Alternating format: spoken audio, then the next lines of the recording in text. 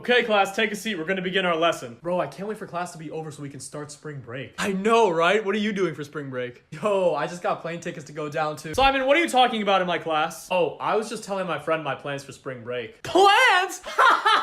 The only plans you'll have for spring break is the 20-page book report I'm about to assign to the class. Come on, man, we can't be serious about this, man. Miami, bro. That's right. For spring break, everybody has homework. But we're supposed to be taking a break from homework. It's in the name. Simon, back in my day, we didn't even have a spring break. Or a summer break. Or a weekend. But everyone has plans for spring break. Yeah, to work on the book report. Homework over break is the dumbest thing ever. Nobody in the class wants this. I do. Greg, shut up. Simon, this book report is 50% of your grade, so if you don't do it, you automatically fail. I'm not doing that! Every time. Every single time this happens, what do you want? The teacher tried to assign us a 20-page book report over spring break. Over spring break? That's so dumb. No one's gonna do it. Exactly!